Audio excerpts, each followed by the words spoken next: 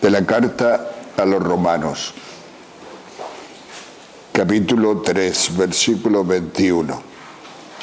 Pero ahora, independientemente de la ley, la justicia de Dios se ha manifestado, atestiguada por la ley y los profetas.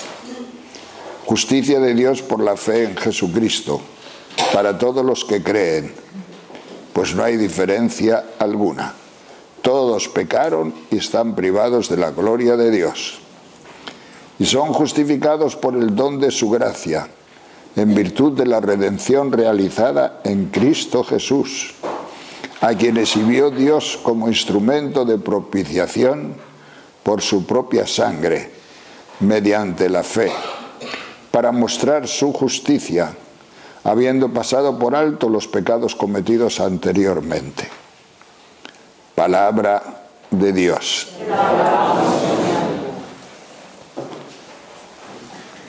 Queridos hermanos, esta quinta charla la titulamos Justificados por fe. Como nos acaba de decir aquí San Pablo en este párrafo precioso que acabo de leer. Hemos hablado del pecado y parecía que el pecado en el capítulo 1 y en el capítulo 2 nos había anegado a todos, pero viene ahora lo importante. Hemos sido por don, por gracia, por bondad infinita de Dios, justificados por la fe en Cristo Jesús. La palabra justificados la conocéis de sobra todos vosotros, pero por si acaso, pues significa simplemente aquello que nos hace justos delante de Dios. ¿Qué te justifica a ti delante de Dios? Dios te quiere salvar, pero ¿cuál es el justificante? ¿Qué te justifica? ¿Cómo es posible que Dios te quiera salvar a ti? ¿Cómo es posible que tú seas acepto a Dios? ¿Cómo es posible? Gratuitamente. No exige a cambio de ti nada. Gratuitamente. Por el medio está su Hijo Jesucristo. Y este Hijo Jesucristo derramó su sangre por ti. Este es el misterio. Este es el tema. Y este es, digamos, el desarrollo del título Justificados por la fe. En este párrafo que acabo de leer hay dos cosas preciosas. Bueno, la primera de todas es que Dios demostró, con esto nos dice San Pablo, y es una frase preciosa esa, Dios demostró que no fue injusto. ¿Qué cosa? ¿Cómo Dios demostró que no fue injusto? La mayoría de las Biblias lo traducen en positivo y dicen, Dios mostró su justicia. Pero es más bonito en negativo. Dios demostró que no fue injusto. ¿Con quién no fue injusto? Con el hombre, con los hombres anteriores, con todos los que han vivido a lo largo de los siglos. Vamos a imaginarnos a Jesucristo cumpliendo ese dogma que nos habla de que bajó a los infiernos. ¿Qué significa bajar a los infiernos? Es un dogma, está en el credo, hay que creer en él. Jesucristo, cuando estaba en el sepulcro, bajó a los infiernos. ¿Pero a qué infiernos? ¿Dónde están esos infiernos? ¿A qué fue? ¿Qué es eso? ¿Qué puede significar este dogma? Bueno, yo me lo imagino a mi manera. Y esa manera pues os la voy a contar. Yo me imagino a Jesucristo bajando a los infiernos del tiempo y haciendo un viaje a través del inconsciente colectivo de la humanidad, largo, largo, largo, encontrando las conciencias de los hombres que dormían el letargo de la muerte, largo, largo, largo. ¿Cuántos años hace que existe el hombre sobre la tierra? 100.000 años. Pues Jesucristo, viajando a través de esas conciencias hasta que llegó a la primera de todas las conciencias, la conciencia en la que encontró culpa. Cuando Jesucristo, viajando por ese túnel del tiempo, viajando por ese inconsciente colectivo de la humanidad, encontró culpa, se paró. Ahí se paró. ¿Y quién es ese que tenía culpa? ¿Quién es esa que tenía culpa? Adán y Eva. Los santos padres hablan de la visita que hizo Jesucristo a Adán y Eva, pero a través de este inconsciente colectivo de la historia. ¿Y qué hizo Jesucristo? Sanar, sanar, sanar todas las culpas que encontró. Predicarse a sí mismo como Salvador. ¿Por qué razón? Pues porque toda esa gente tenía conciencia de culpa, tenía conciencia de pecado, pero ninguna conciencia de salvación. No podían tener conciencia de salvación simplemente porque no tenían referente de salvación. Y entonces Jesucristo se presentó a sí mismo como referente de salvación.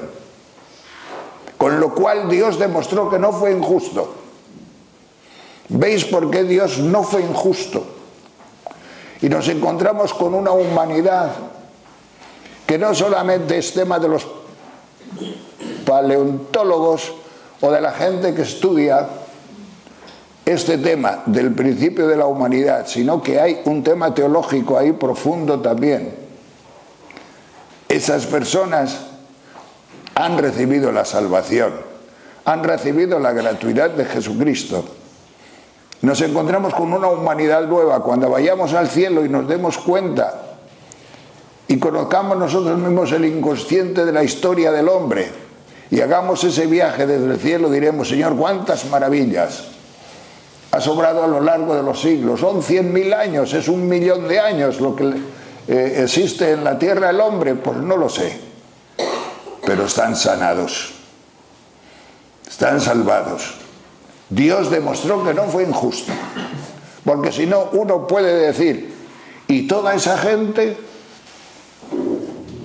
y todos los ahogados, y todos, pero Dios no fue injusto. A todos los hombres con conciencia como la nuestra, porque esa gente tenía conciencia de culpa, y la conciencia de culpa hace humano al ser humano. La conciencia de culpa.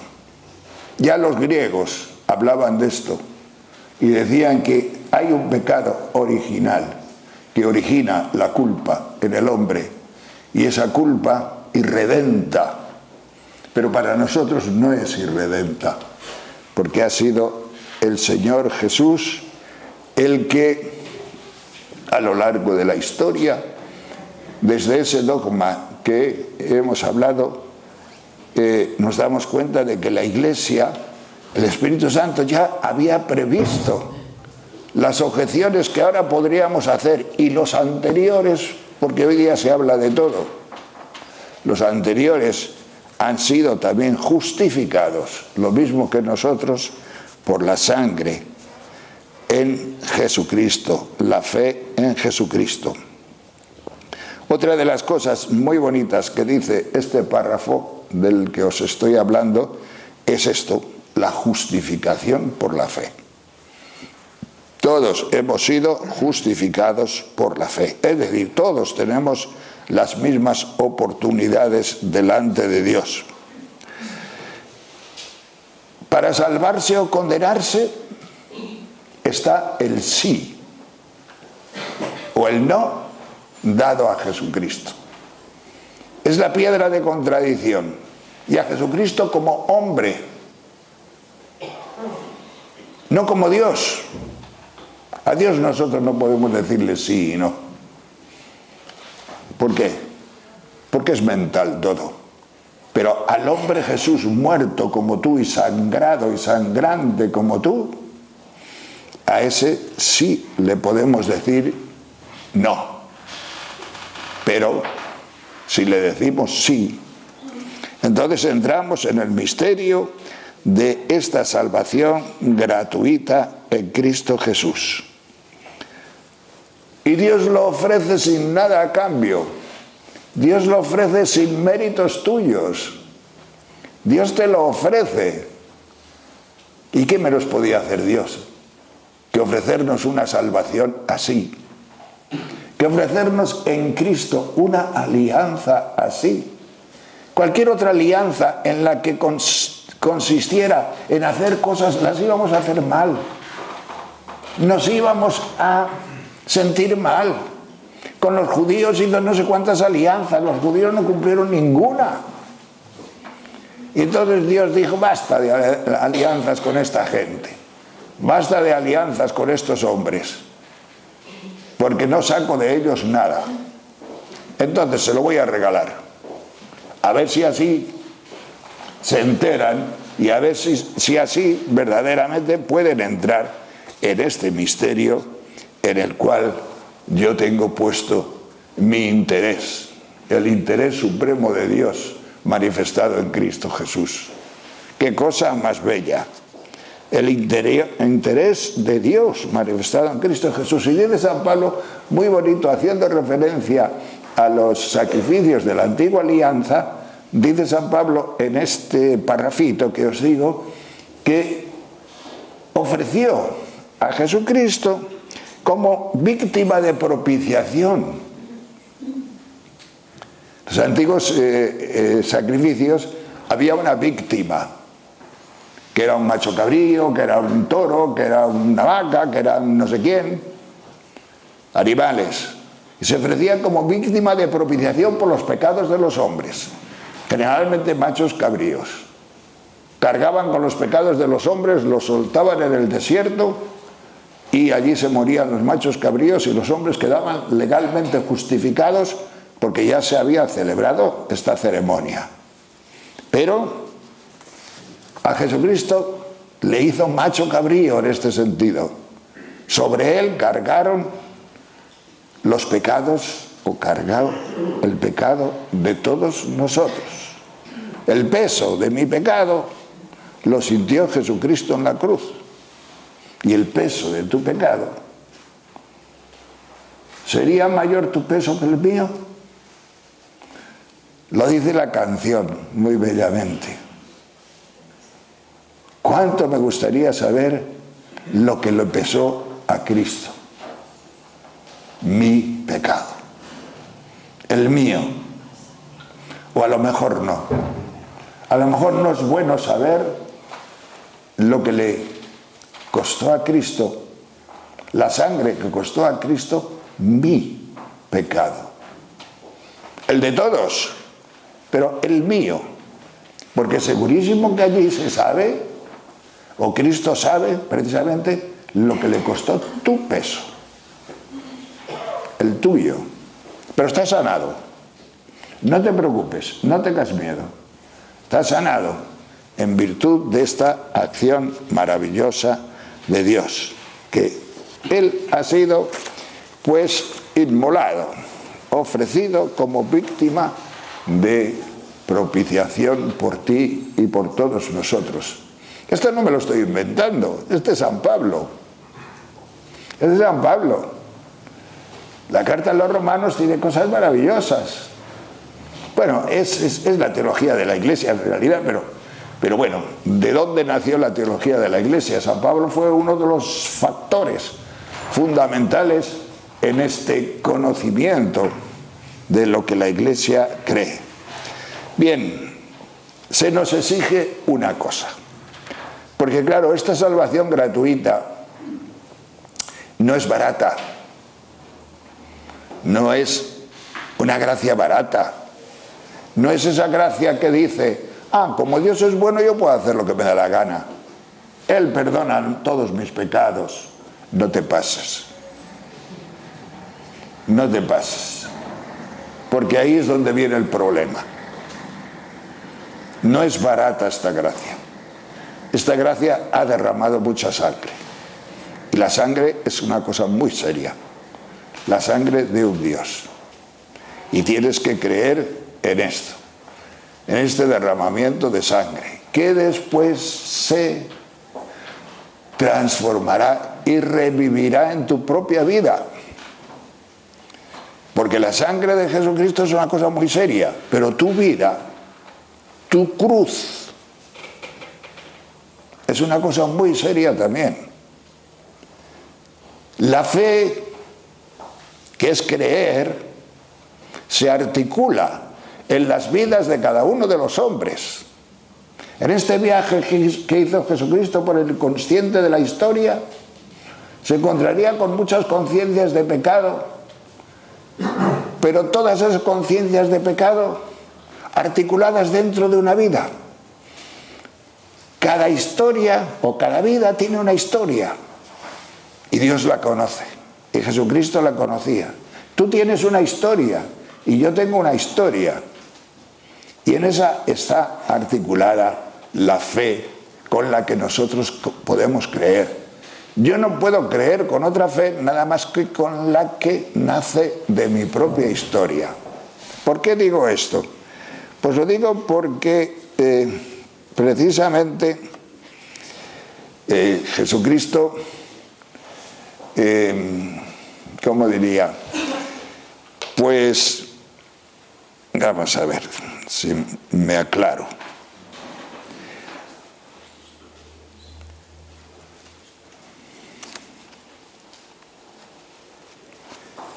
Pone el ejemplo de Abraham,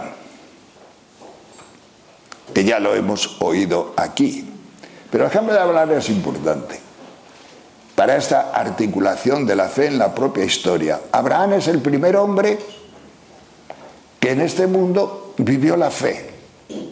Los anteriores a Abraham están salvados por la justificación gratuita de Jesucristo, pero sin fe.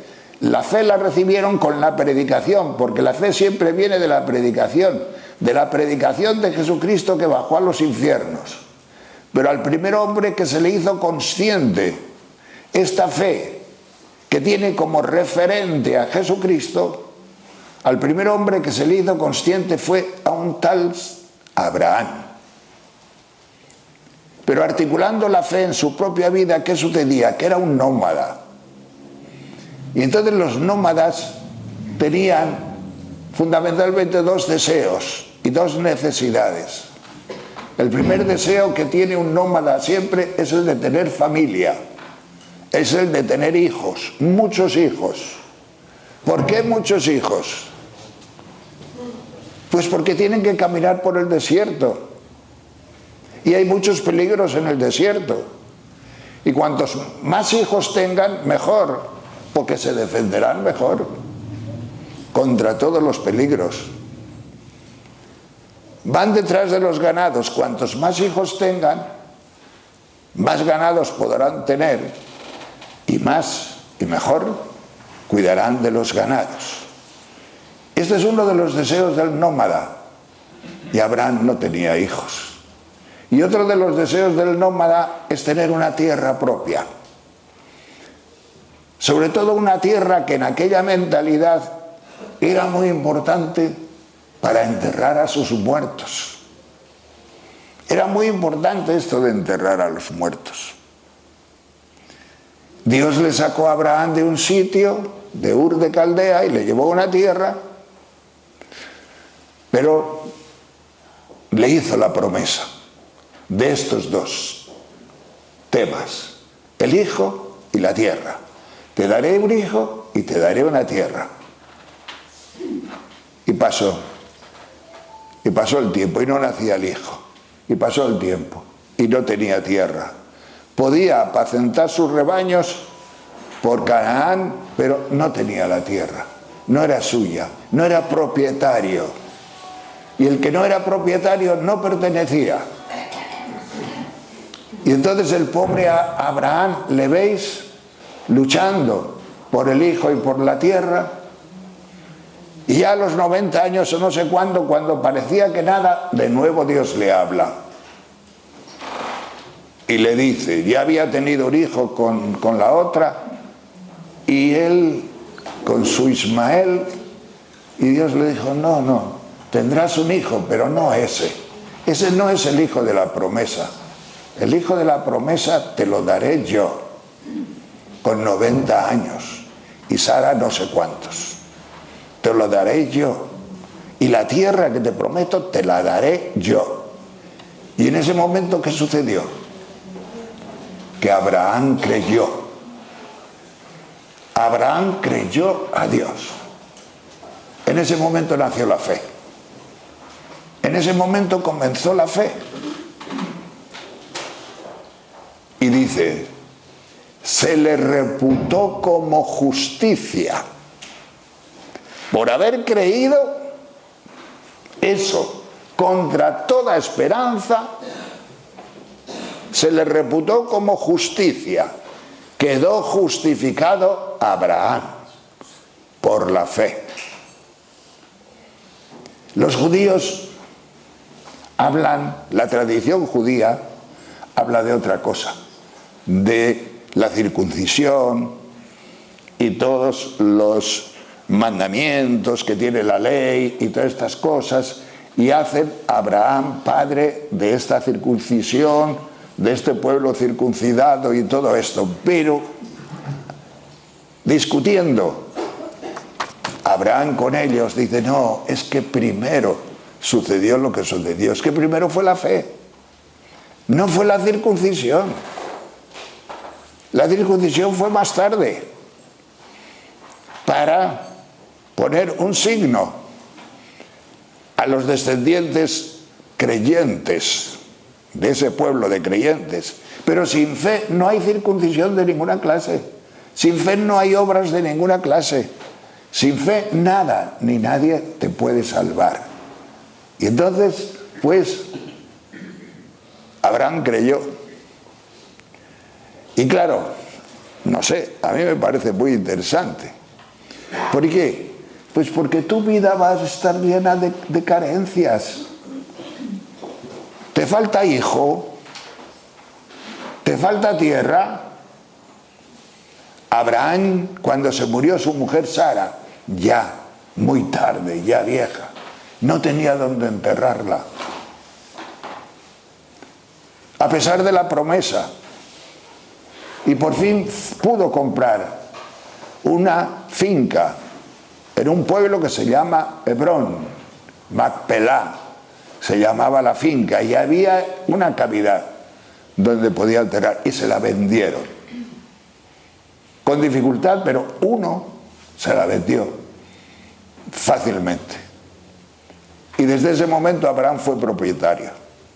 Desde ese momento fue ya poseyente de la tierra, y se cumplió la promesa. Ya quedó tranquilo. Dios ha cumplido, decía Abraham. Y Abraham vio a Jesucristo, porque lo testifica Jesucristo. Abraham me vio a mí en sus días. Ahí es donde surge el querigma. Ahí es donde surge la predicación de Jesucristo. El referente de Abraham, con la conciencia que él tuviera o que Dios le diera, fue Jesucristo. ¿Por qué? Porque la fe siempre es en Jesucristo. Primariamente en la humanidad de Jesucristo, que después nosotros sabemos que es Dios. Y la personalidad divina siempre está junta. Pero en la percepción nuestra, en nuestra vivencia, es muy importante separar las dos cosas, solo vivencialmente, separar y ir detrás de la humanidad, que es lo que nos toca, que es lo que nos afecta y que es lo que estamos viviendo nosotros. Destruye esto a la ley, destruye a la ética, a la conciencia, no. Como dice Jesucristo, no, si la ley no ha venido a destruir nada. Es que destruye un viaje en avión la movilidad del hombre. No, tú puedes ir andando 7 kilómetros. Cuando yo era joven, dominico, pues sucedía que los dominicos, nosotros somos de la provincia de Filipinas, y entonces venían de vacaciones los frailes, estoy hablando del año 50 o por ahí, y bueno, venían cada 15 años o menos. Ahora ya se vienen casi todos los años, pero ya es distinto. Y venían, yo me acuerdo, en unos aviones que lo llamaban Super Constellation. Que a mí me hacía mucha gracia la Super Constellation. Y decía yo, ¿cuándo montaré yo en una Super Constellation? Pues al preparar esta charla se me ocurrió a mí, es que un Super Constellation elimina la movilidad del hombre. No, tú puedes seguir andando y dándote paseos y esto, pero si quieres llegar a Filipinas, me parece que no te va a valer solo tus piernas. No te vale solo la ley. Necesitas un Super Constellation. Necesitas algo que realmente te lleve a otra velocidad y a grandes velocidades. No destruye la ley, no destruye lo natural. La fe no destruye lo humano tiene sus cometidos, lo humano tiene sus leyes propias. Tú, por fe, no vas a aprobar unas oposiciones, no. Como no te esfuerces, como no estudies, como no ejercites la dimensión humana de las cosas, no creas tú que es barata la fe. No, lo humano tiene y sigue. Y te sucederán cosas y a lo mejor sufres y sufres no sé cuánto y crees que tal y que cual. Mira, lo humano no te lo va a quitar la fe. La fe no te va a quitar tus peripecias humanas, tus sufrimientos humanos, tu pasión y muerte humana. Celébralo esta Semana Santa que empieza, que ya estamos en Miércoles Santo. Celébralo, pero está ya salvada. O sea, la fe en Jesucristo ya ha salvado tu peripecia humana, ha salvado tu cáncer, ha salvado mi cáncer. Yo lo noto en mi cáncer. Yo lo noto, una salvación de Jesús. Una salvación fuerte de su victoria sobre la muerte y de su victoria sobre todos estos elementos de los que estoy hablando. Pues bien, haciendo un poco de teología, que conviene de vez en cuando, y eso de la fe, preguntar a vosotros, ¿y qué es eso de la fe? Porque unos tienen fe, otros no tienen fe. ¿Y cómo es eso? Bueno, miren ustedes, aquí hay muchos misterios. Pero una cosa sí que queda clara, y es que la fe es un don.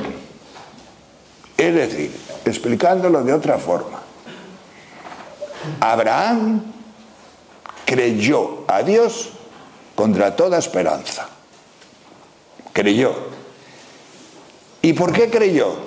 ¿Porque era un tío? No. Porque recibió un don. La fe es don. Recibió un don de Dios que le hizo ver, cree. Y creyó. Y fue un hombre nuevo. Una criatura nueva. Se transformó. Pero tu fe es como la de Abraham. La fe, sustantivamente,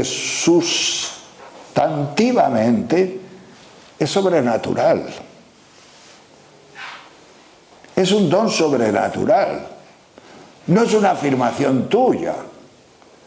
No es una cosa que tú dices, bueno, pues asiento humanamente. No.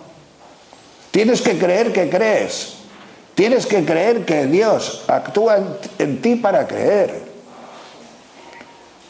Sustancialmente, la fe que tú tienes es divina. Es el mismo Dios el que te la da y el que te la regala. Por eso, una expresión muy bonita que a mí me parece de fe, porque la fe es de misterios, no entiendes, no se entiende. Es orar en lenguas. Porque cuando oramos en lenguas no entendéis nada, ¿que no? Si no, no son lenguas. Si no, son inventos vuestros. No, no. El que ora en lenguas no entiende nada, pero está unido con algo, con alguien. Nosotros tenemos ese don de la fe sobrenatural. O sea, cuando tú sabes que crees, cuando tú intuyes que crees, adora tu fe, que es un don sustantivo que tienes de Dios. Después esta fe se articula en tu vida. Es decir, a lo mejor tienes que creer y orar para que tu hijo no sé qué. A lo mejor tienes que creer y orar porque te estás poniendo muy malito y necesitas la fuerza de Dios. A lo mejor tienes que creer porque te dan tantos argumentos en contra de la fe, porque te persiguen, porque esto, porque no eres capaz de proclamar a Jesucristo. A lo mejor tienes que pedir fe. Señor, aumenta la fe. Y cuando los apóstoles decían, Señor, auméntame la fe, querían decir, Señor, dame más fe. Si fuera suya, tratarían ellos de aumentarla. Pero no, no, auméntame la fe. Dame un poquito más de ese don sustantivo que tú tienes. Yo no hablo, porque también es posible que no se tenga ninguna fe. También hablo de que la fe puede ser negada dentro de uno, puede ser negada en nosotros, podemos negar la obra que Dios hace en nosotros, puede ser, pero lo importante es que sepamos que la recibimos y que al recibirla pues tenemos algo dentro muy sagrado, muy importante, entitativamente sobrenatural. Mi fe no es un simple afirmación, no es un estar de acuerdo. Mi fe no es un asentimiento racional, ni un asentimiento del corazón. La fe, como la de María, no entiendo nada, pero hágase en mí, hágase en mí. María creyó como Abraham, como crees tú y como creo yo. Y además da gusto hablar así. A mí me da gusto hablar desde la fe. Señor, te doy gracias por la fe. Y uno te puede decir, ¿pero qué es eso? Yo qué sé, pero te doy gracias por la fe. Y yo qué sé, porque yo no sé lo que sustantivamente es Dios. Y lo que yo tengo dentro es algo sustantivo de Dios. Por lo tanto, yo no sé lo que es la fe. Solamente sé que la fe se recibe como un don, pero la fe tiene un referente. La fe no es un abstracto. La fe tiene como referente a Jesús, a Jesucristo, a Jesús vivo y a Jesús resucitado. Creo en Jesucristo, espero en Jesucristo, amo a Jesucristo. Tu fe ya no es o no se articula por un hijo o por una tierra, se articula por Jesús muerto y resucitado, que derrama en tu corazón su fuerza, su fortaleza, su trascendencia y su resurrección. Y entonces tú vives esa fe que Dios te regala con una esperanza profunda de vida que ya, iluminado por este don maravilloso del que nos habla San Pablo, pues ya sencillamente creyendo en Jesucristo vives de una forma pues que no estás despistado, sino más bien todo lo contrario, que puedes vivir este misterio de gratuidad. ¿Qué pasa cuando tú sientes fe? Cuando tú sientes que crees, ¿qué pasa? Pues que tienes que definirla como algo gratuito, venido de Dios. Es la justificación dentro de ti. Y si tú te sientes justificado por la fe, tus pecados, que tú serás pecador hasta el fin de la vida, pero tus pecados entran en otra dimensión. ¿Por qué? Porque han sido cargados por Jesucristo. Porque la referencia de Jesucristo de la que estoy hablando se refiere a toda tu vida, a tus debilidades, a tus heridas y a tus pecados. ¿Te gustaría saber cuánto pesó tu pecado en la cruz? Pues pesó. Pero le pesó a Él, no a ti. Le pesó a Jesucristo. Tu pecado le pesó. Pero, no sé, como decía Santa Teresita del Niño Jesús, me hubiera gustado pecar un poco más, para que Dios así me amara un poquito más. No, yo creo que no. Ya le dijo Dios que no. Que ya le dijo Jesucristo que no. Que no es esa la explicación. Que hay un pecado antecedente, que a uno se le perdonan los pecados antecedentemente y a otros consecuentemente, como a San Agustín y a San Pablo y a otros. Se les perdonan después de haberlos cometidos. Y a ti, que tú no has cometido pecados, pues te perdonaron antes de cometerlos. Porque si te hubiéramos dejado, por muy Santa Teresita del Niño Jesús que seas, si Dios te entrega los deseos de tu corazón, los deseos del corazón del hombre y de la mujer, Dios mío, lo que hubiera salido de esa, que con gracia es una santita preciosa, pero sin ella, menudo bicho. ¿Qué hubiera salido de ella? Pero ha sido justificada antecedentemente. Pues bien, hermanos, no sé, aquí hay una espiritualidad muy profunda, y esa espiritualidad profunda pues da gusto hablarla en un sitio como este, sencillamente por una razón, de que esto no se puede decir en ninguna parte.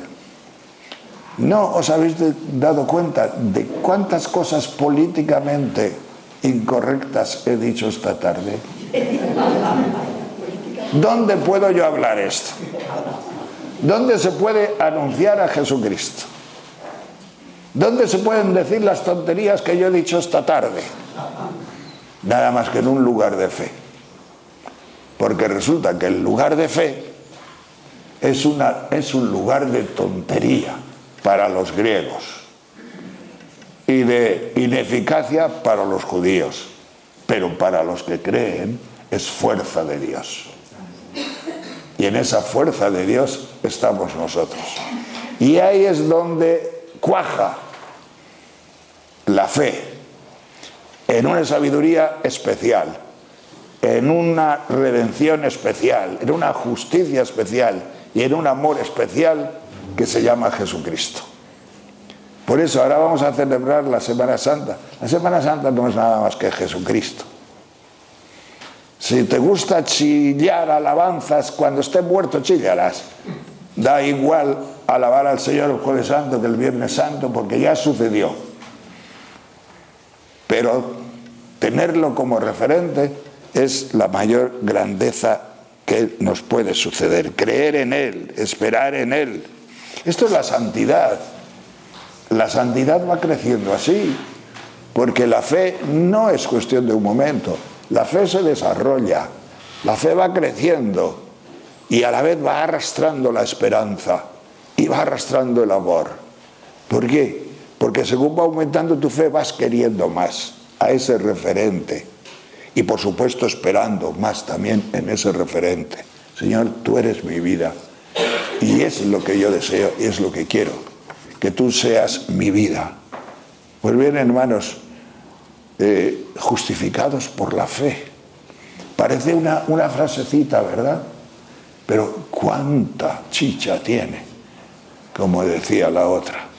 Cuánta enjundia tiene, cuánta verdad profunda y cuánto consuelo tiene. Porque esta palabra consuelo es una de las palabras mejor acogidas por la humanidad. Consolad, consolad a mi pueblo. Ya lo dice en el Antiguo Testamento un profeta. Consolad a mi pueblo, dice el Señor. ¿Y por qué dice el Señor esto? Porque el pueblo humano necesita consuelo. Entendedlo como os dé la gana, pero todos necesitamos un consuelo profundo. Y no puede haber mayor consuelo que esta frasecita. Estás justificado por la fe en la sangre de Jesucristo. Todos los días que vas a misa te lo dicen y lo celebras. El cura te lo dice. La sangre de la nueva alianza de Dios contigo. Y la alianza es en la sangre de Jesucristo, no en tus obras, no en nada tuyo, sino en la sangre de nuestro Señor Jesucristo. Gloria al Señor.